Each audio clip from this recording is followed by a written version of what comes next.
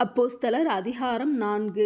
அவர்கள் ஜனங்களுடனே பேசிக் கொண்டிருக்கையில் ஆசாரியர்களும் தேவாலயத்து சேனைத் தலைவனும் சதுசேயரும் அவர்களிடத்தில் வந்து, அவர்கள் ஜனங்களுக்கு உபதேசிக்கிறதினாலும் இயேசுவை முன்னிட்டு மரித்தோரிலிருந்து உயிர்த்தெழுதலைப் பிரசங்கிக்கிறதினாலும் சினங்கொண்டு அவர்களைப் பிடித்து சாயங்காலமாயிருந்தபடியினால் மறுநாள் வரைக்கும் காவலில் வைத்தார்கள். வசனத்தைக் கேட்டவர்களில் அநேகர் விசுவாசித்தார்கள். அவர்கள் தொகை ஏறக்குறைய 5000 இருந்தது. மறுநாளிலே ஜனங்களுடைய அதிகாரிகளும் மூப்பரும் வேதபாரகரும் பிரதான ஆசாரியனாகிய அன்னாவும் காய்பாவும் யோவானும் அலெக்சந்தரும் பிரதான ஆசாரியருடைய குடும்பத்தார் யாவரும் எருசலேமிலே கூட்டங்கூடி அவர்களை நடுவே நிறுத்தி, நீங்கள் எந்த வல்லமையினாலே எந்த நாமத்தினாலே இதை செய்தீர்கள் என்று கேட்டார்கள்.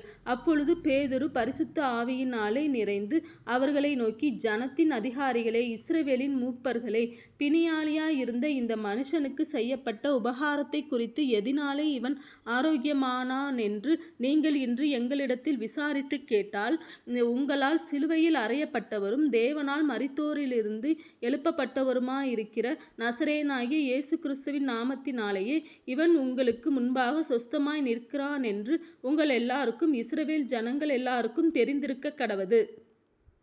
வீடு கட்டுகிறவர்களாகிய உங்களால் அற்பமாய் எண்ணப்பட்ட அவரை மூலைக்கு தலைக்கல்லானார். அவராலேயன்றி வேறொருவராலும் இரட்சிப்பு இல்லை. நாம் இரட்சிக்கப்படும்படிக்கு வானத்தின் கீழெங்கும் மனுஷர்களுக்குள்ளே அவருடைய நாமமே அல்லாமல் வேறொரு நாமம் கட்டளையிடப்படவும் இல்லை என்றான். பேதுருவும் யோவானும் பேசுகிற தைரியத்தை அவர்கள் கண்டு, அவர்கள் படிப்பறியாதவர்களென்றும் பேதமையுள்ளவர்களென்றும் அறிந்தபடியினால் ஆச்சரியப்பட்டு, அவர்கள் இயேசுவுடனே கூட இருந்தவர்கள் என்று அறிந்து கொண்டார்கள். சொஸ்தமாக்கப்பட்ட மனுஷன் அவர்கள் அருகே நிற்கிறதைக் கண்டபடியால் எதிர்பேச அவர்களுக்கு இடமில்லாதிருந்தது.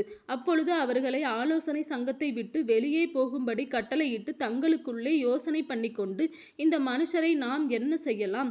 எருசலேமில் வாசம் பண்ணுகிற எல்லாருக்கும் தெரிந்திருக்கிறபடி வெளியரங்கமான அற்புதம் இவர்களால் செய்யப்பட்டதே.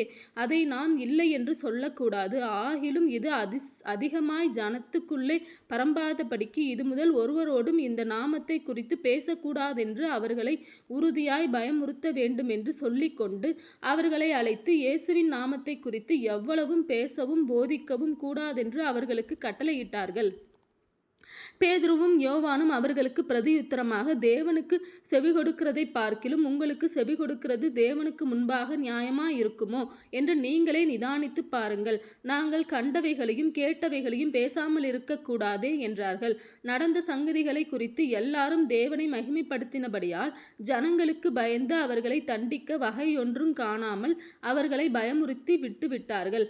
அற்புதமாய் சொஸ்தமாக்கப்பட்ட மனுஷன் 40 வயதுக்கு மேற்பட்டவனாயிருந்தான். அவர்கள் விடுதலையாக்கப்பட்ட பின்பு தங்களை சேர்ந்தவர்களிடத்தில் வந்து பிரதான ஆசாரியர்களும் மூப்பர்களும் தங்களுக்கு சொன்ன யாவையும் அறிவித்தார்கள். அவர்கள் அதை கேட்டு ஒருமனப்பட்டு தேவனை நோக்கி சத்தமிட்டு, கர்த்தாவே, நீர் வானத்தையும் பூமியையும் சமுத்திரத்தையும் அவைகளுள்ள யாவற்றையும் உண்டாக்கின தேவனாயிருக்கிறீர்.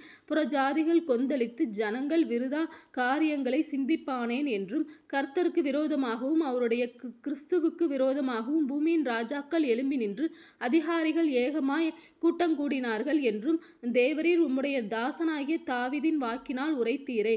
அந்தபடி உம்முடைய முன் குறித்தவைகள் யாவையும் செய்யும்படி ஏரோதும் பொந்தியு பிலாத்தும் புறஜாதிகளோடும் இஸ்ரவேல் ஜனங்களோடும் கூட நீர் அபிஷேகம் பண்ணின உம்முடைய பரிசுத்த பிள்ளையாகிய இயேசுவுக்கு விரோதமாய் மெய்யாகவே கூட்டங்கூடினார்கள்.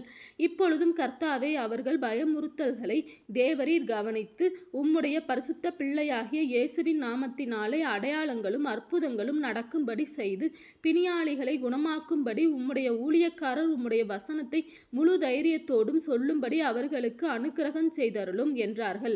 அவர்கள் ஜெபம் பண்ணின போது அவர்கள் கூடியிருந்த இடம் அசைந்தது. அவர்கள் எல்லாரும் பரிசுத்த ஆவியினால் நிரப்பப்பட்டு தேவ வசனத்தை தைரியமாய் சொன்னார்கள். விசுவாசிகளாகிய திரளான கூட்டத்தார் ஒரே இருதயமும் ஒரே மனமுள்ளவர்களாய் இருந்தார்கள்.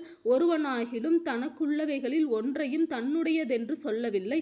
சகலமும் அவர்களுக்கு பொதுவாயிருந்தது. கர்த்தராகிய இயேசுவின் உயிர்த்தெழுதலை குறித்து அப்போஸ்தலர்கள் மிகுந்த பலமாய் சாட்சி கொடுத்தார்கள். கொடுத்தார்கள். அவர்கள் எல்லார் மேலும் பூரண கிருபை உண்டாயிருந்தது. நிலங்களையும் வீடுகளையும் உடையவர்கள் அவைகளை விற்று விற்கப்பட்டவைகளின் கிரயத்தை கொண்டு வந்து அப்போஸ்தலருடைய பாதத்திலே வைத்தார்கள். அவனவனுக்கு தேவையானதற்கு தக்கதாய் பகிர்ந்து கொடுக்கப்பட்டது. அவர்களில் ஒருவனுக்கும் ஒன்றும் குறைவாயிருந்ததில்லை.